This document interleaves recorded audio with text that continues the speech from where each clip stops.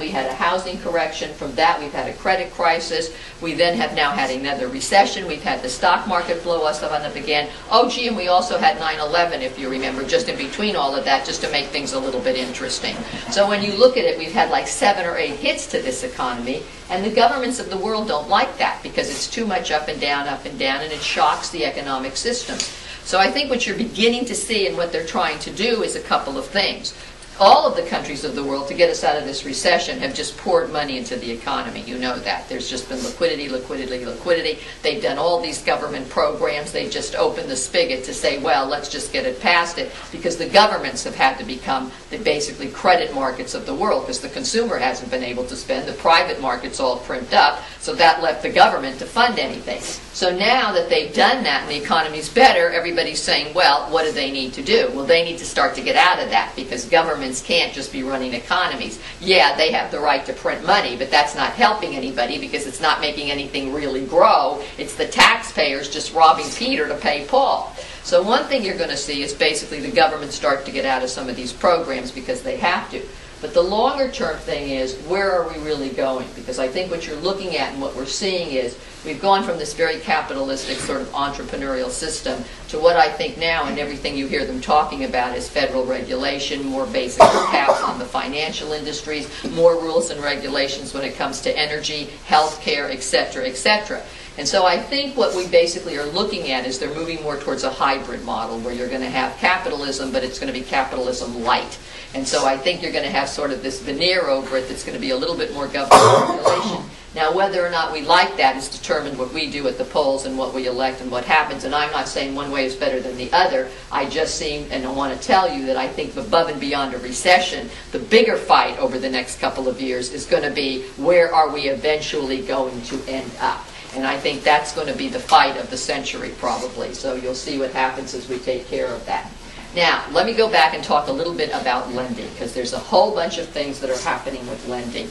Now, lending, obviously, you know, has gotten basically tough and tight, and I don't know that it's eased up that much over this last year. So I think we can say this. This is the same as last year. Obviously, you need to put in a down payment. Oh, gee, these mean banks are asking you for money down. Can you believe it? The more, the better. They want you to have a FICO score that's probably close to 700 or 720. That would be better than having something at 580.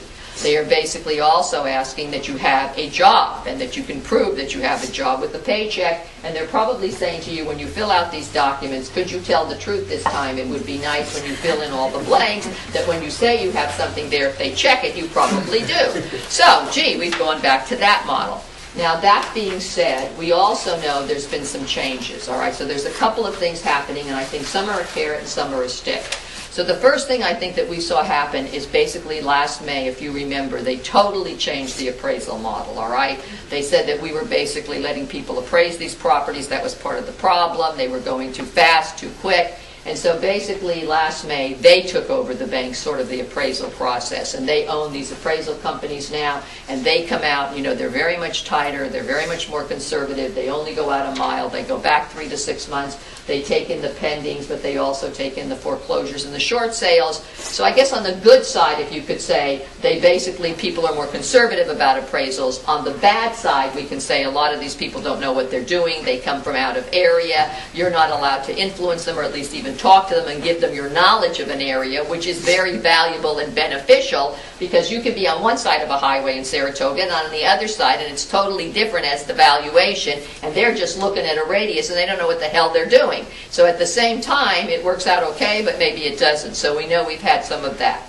We know that they've also changed all of the quote-unquote transparency with all these documents that go out there. So then in July, they came across with all these new timetables now, where the lender has to give the borrower basically so much notice, and they have to show them the initial truth in lending, and if they don't like it, they have to give them 7 days to look at it, no more quick closes. If the final truth in lending document differs with the initial truth in lending document, they get an additional 7 days to look at everything. So these deals are taking a lot longer. Then you have that wonderful new HUD now that's come out. So now all the fees have to get divided. If the borrower changes the fees, basically, or the lender basically raises them, they have to come up with a credit now to the borrower. Title has to divide their fees. All this is so everybody can understand everything better. Now, you and I both know they're not going to understand anything any better. It raises 58 more problems. It causes 85,000 more questions, and it makes these transactions go out another 20, 25 days while everybody's trying to get numbers because the lenders are saying we don't want to give you the numbers now because if we give you the wrong numbers, we're on the hook.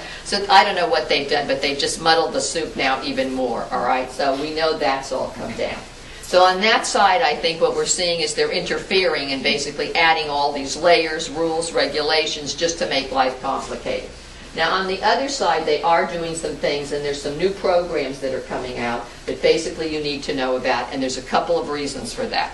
The first is, if you remember, there was a 90-day flipping rule regarding foreclosures. If you remember that, that is now gone.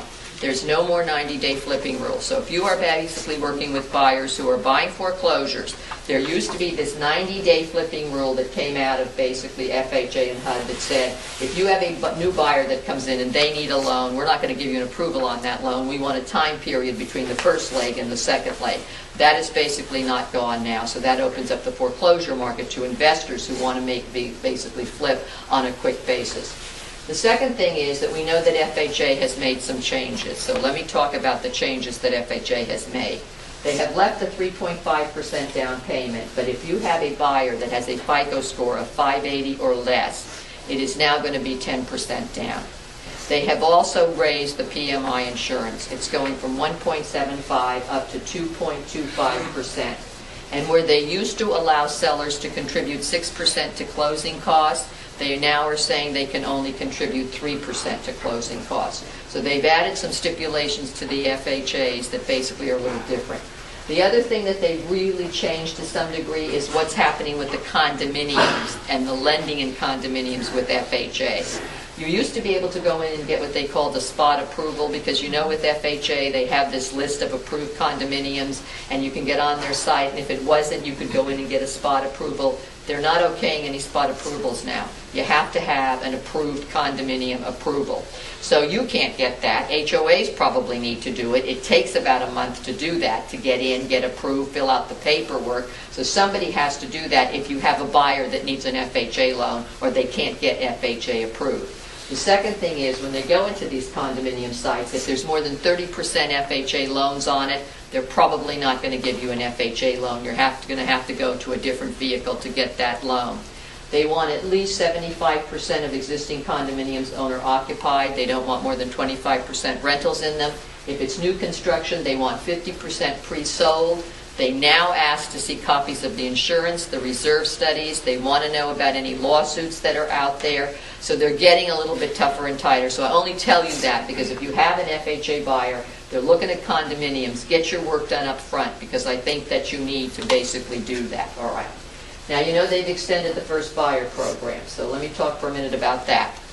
That's an extension basically that says, okay, now we're going to extend it. You need to be in contract by April the 30th. You need to close by June the 30th, unless you're active military. If you're active military, you have an extra year. So if you're active military, you don't have to be in contract till April the 30th of 2011, and you don't have to close until June 30th of 2011. Now, obvious, you know, a first-time buyer never owned a home, or you can, but you haven't owned one in the last 3 years. And now there's a cap on the value of the property to qualify. It's $800,000. There's also some caps on income. If you're single and you make more than $125,000, you don't qualify. If you make more than $225,000, if you're married, you don't qualify. And basically, when you get it as a first-time buyer, it's a $8,000 credit or 10% of the value of the property, whichever is less. There's also a program under it for repeat buyers. Repeat buyers are somebody that already own a home. If you can prove you've owned it 5 out of 8 years, you qualify. It's a $6,500 credit or 10% of the value of the property, whichever is less. Same $800,000 cap, same income caps. So that's the first-time home buyers program. Now here's the addition you may not know about. Even if you have a buyer that buys it in 2010, they can go back and get the credit on their 2009 income tax return. And the way they do that is if